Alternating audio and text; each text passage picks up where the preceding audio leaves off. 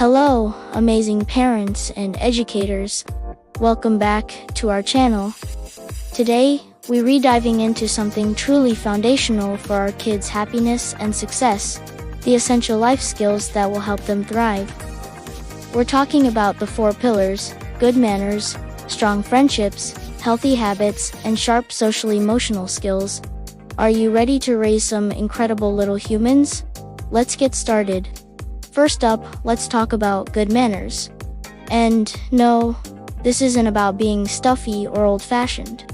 It's about respect and consideration, the very bedrock of positive social interactions. Think about it. Simple things like saying please and thank you are unjust words. They're acknowledgments of another person's effort and kindness. When a child says thank you for a glass of water, they're really saying, I see you, and I appreciate what you did for me. It's a powerful and simple way to build connection. Another key manner is listening when others are speaking. In our fast-paced world, everyone wants to be heard, but few are willing to truly listen. Teaching our kids to put down their devices, make eye contact, and actually absorb what someone is saying is a superpower. It shows the other person that their thoughts and feelings matter. You can practice this at the dinner table.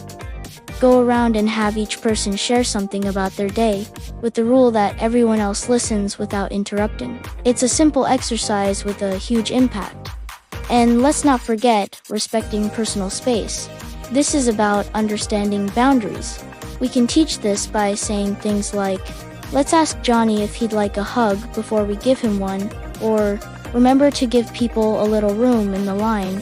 This teaches them to be mindful of others' comfort, which is a sign of deep respect and a crucial skill for navigating social situations gracefully.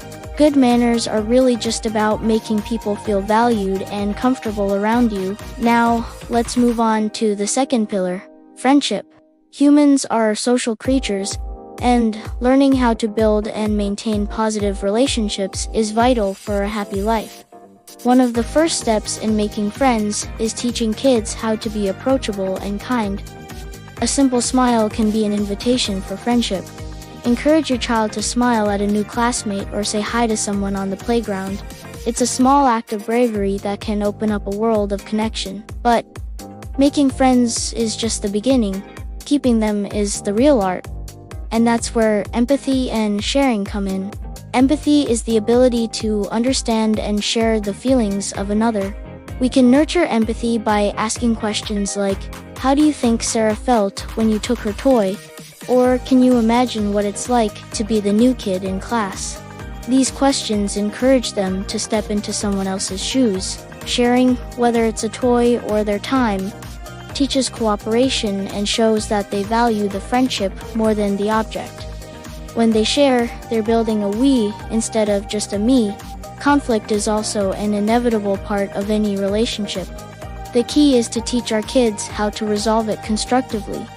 Instead of yelling or hitting, encourage them to use their words. Role-playing can be incredibly effective here. You can pretend to be a friend who took their favorite crayon and practice using I feel statements. For example, I feel sad when you take my crayon without asking, can we take turns next time? This teaches them to express their feelings without blaming and to seek a solution together. These skills are the building blocks of lifelong, meaningful friendships. Our third pillar is healthy habits, which covers both physical and mental well-being. These habits, established in childhood, often last a lifetime. Let's start with the body. A balanced diet is so important. Instead of just saying, eat your vegetables, let's make it fun. Involve your kids in the process. Let them pick a new colorful vegetable at the store or help you wash the lettuce for a salad. When they have a hand in preparing the food, they're much more likely to try it.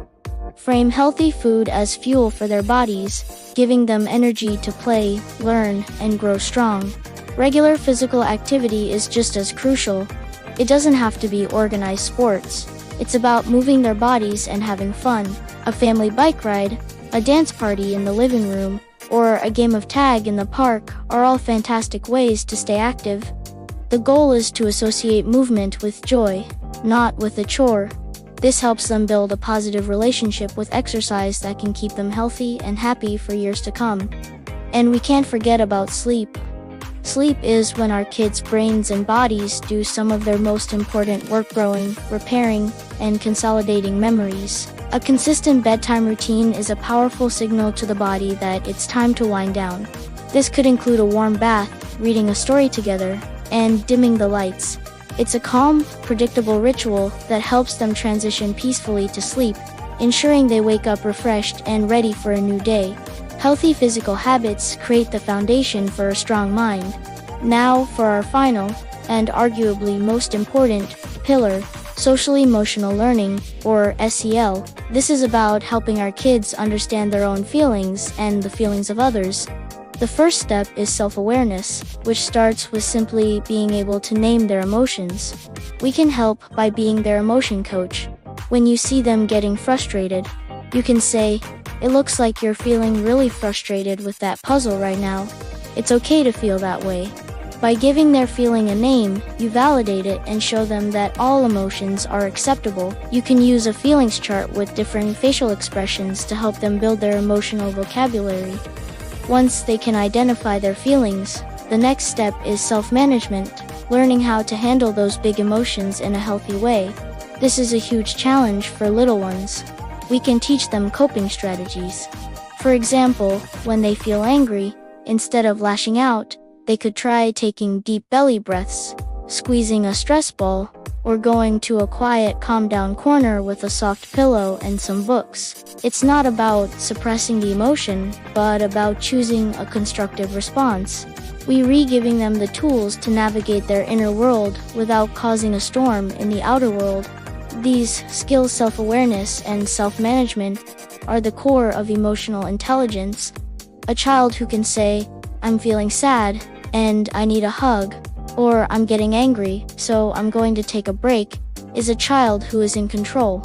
They are learning that their feelings don't have to control them. This empowers them to handle life's ups and downs with resilience and grace. By nurturing these social-emotional skills, we are giving our children a gift that will benefit them in their friendships, in school, and throughout their entire lives. So there you have it, the 4 essential pillars for raising well-rounded, happy, and successful kids.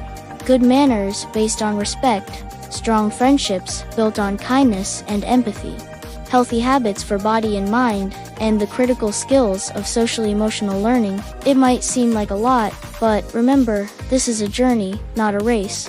Every small conversation, every gentle reminder, and every moment you model these behaviors yourself is a step in the right direction. You are planting seeds that will grow into a beautiful garden. Thank you so much for joining me today. I hope you found these tips helpful and inspiring. What are some of the ways you teach these skills to your kids? Share your brilliant ideas in the comments below. Let's learn from each other. If you enjoyed this video, please give it a thumbs up, and you won't forget to subscribe and hit that notification bell so you won't miss our next one. Until next time, keep being the amazing parent and educator you are. Bye for now.